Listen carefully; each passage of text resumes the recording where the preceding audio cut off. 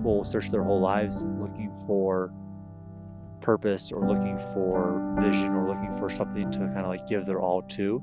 And I know I had done that. I had pinged between different things. And then I feel kind of blessed to have found Cerro Gordo, because I do think that this is something that I can give my all to, and something that I'm willing to give my all to, because I believe in kind of the larger purpose of the town.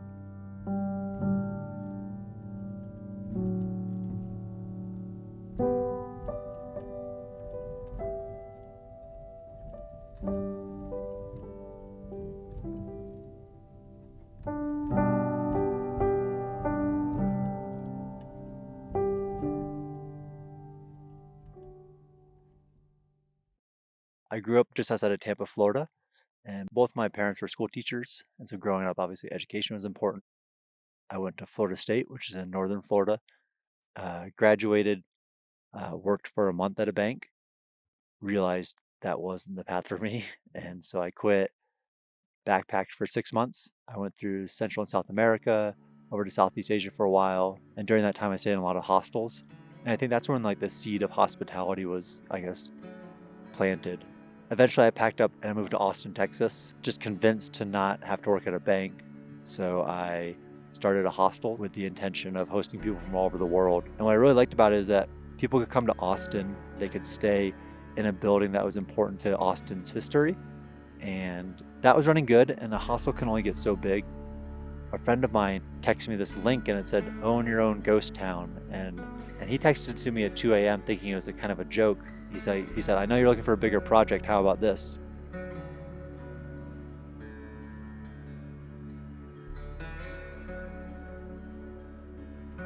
Last minute we closed, and we closed on Friday the 13th, which was fitting for a ghost town. And I remember we drove to the bottom of the hill, and the real estate broker just handed me this set of keys, and it was the largest set of keys you could ever imagine. It was like 30 different keys, dumps into my hand. You wake up in the morning a little hungover, like, oh, now we gotta do something with this place. And so for the past 2 years, that's what we've been trying to do.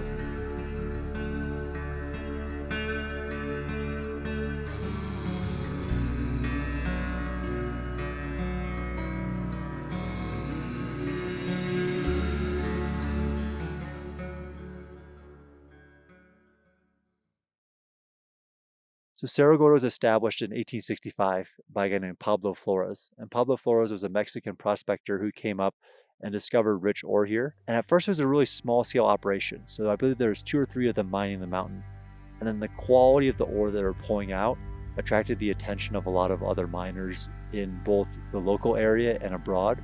So 2 well-off guys from San Francisco, who was Mortimer Belshaw and a guy named Remy Nadeau, saw the quality of the ore and took interest in the town. So they came up here, and within not even 5 years, it was a boom town.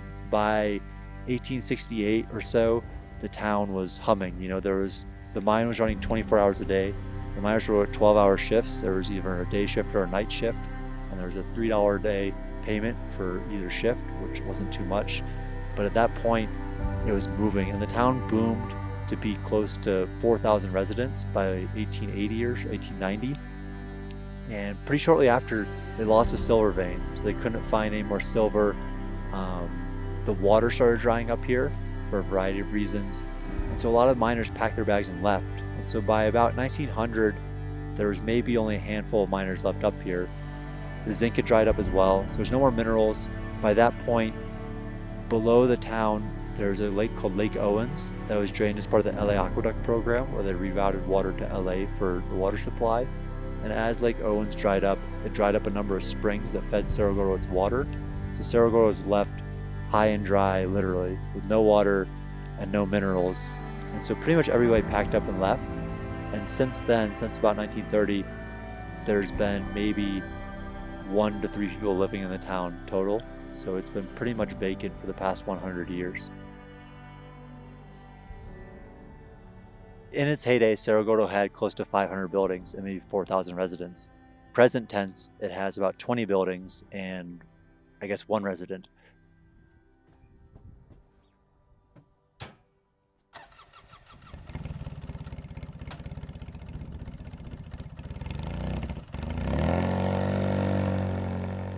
So the buildings that are left are there's the bunkhouse, which is an original building from 1900 where a lot of the different miners would come and stay as they were having different shifts here.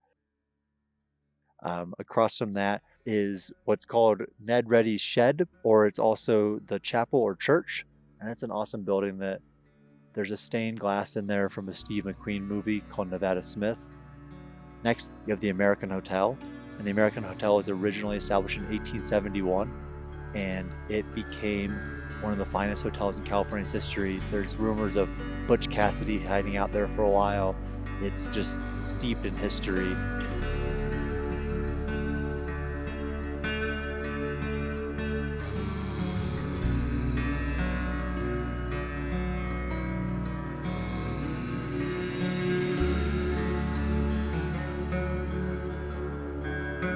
Above that, there's the Gordon Mansion. And so the building that stands was built in 1910, and it was the nicest building you could possibly build in 1910. Just beyond that, there's the Belshaw House, and just behind it is Belshaw's cook's house. That's actually the house that I stay in, and I like it a lot because it's manageable. It's not too big. It's easy to get around. It stays warmer in the wintertime. Across from Belshaw's house is the original general store, and the original general store still stands. It is currently being used as close to a museum. So as you go in the front are artifacts that have been found from the property over the course of years. So there's miners' helmets and dynamite boxes and shovels and things like that. And in the back of the museum is the more, I would say modern museum, but it's things that I've found in mines over the past year or so. So anytime I go into a mine, there's close to 30 miles of mines underneath the town. Anything that I find stays here on the property and it goes into the back of the museum. So hopefully more people can experience the things when they come into the town as well.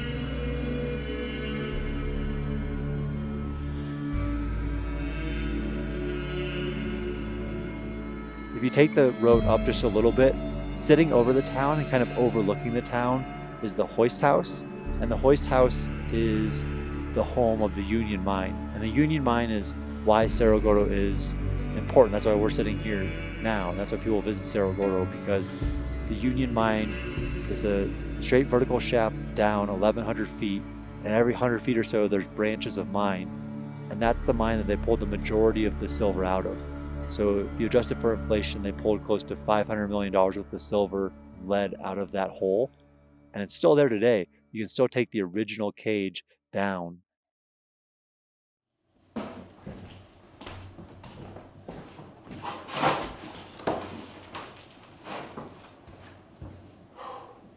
About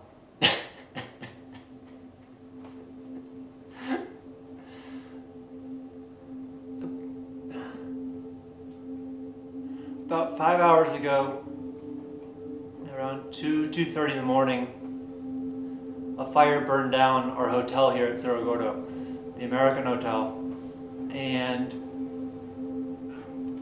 we don't know why. It could have been old electric.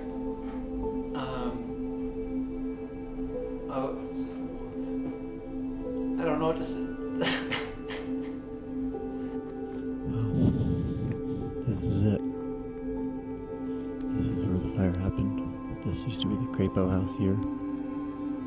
This was the little store with the antique sign out front. That was the cart. This was the hotel.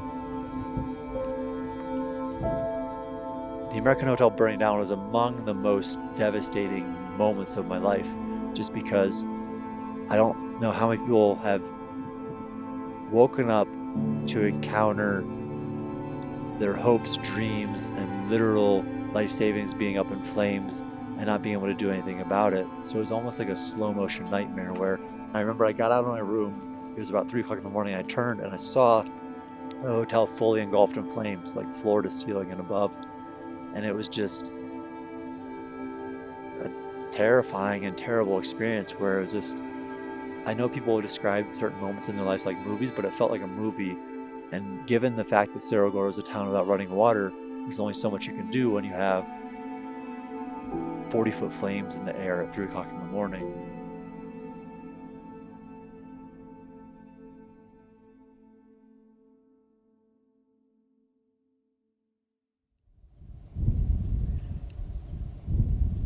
It's hard. This is 3 days later now, and I still don't like even leaving the building to look at it. But when something like this happens, a lot of people have supported us. Some people that really know the town well, know me well, and they've been extremely supportive, and they reminded me that, hey, like it or not, good or bad, this is part of Cerro Gordo's history now. And what other option do we have? We could give up, or we could rebuild. We have the original floor plans. We found those not even a week before this happened. But we have to rebuild.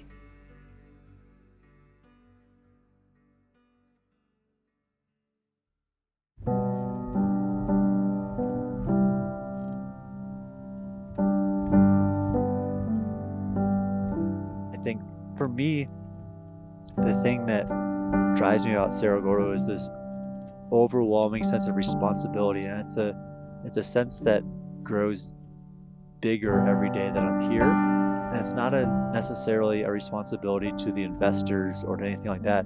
It's a responsibility to history. I think it would be selfish and weird to think of yourself as like the owner of the town, because like I don't own Cerro Gordo, right? It's just like I currently am able to put my thumbprint on it.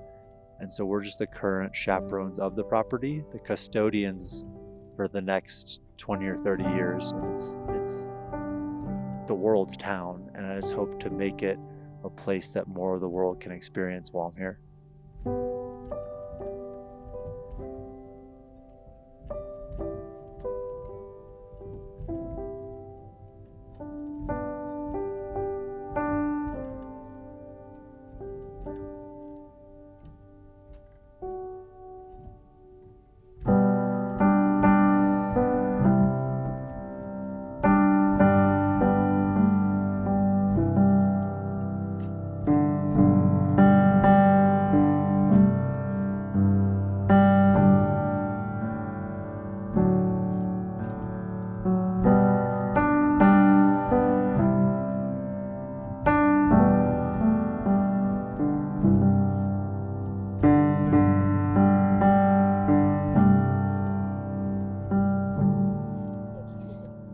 Hey, my name is Brent. We're here at Cerro Gordo, California, which is in the Inyo Mountain Range, looking for silver.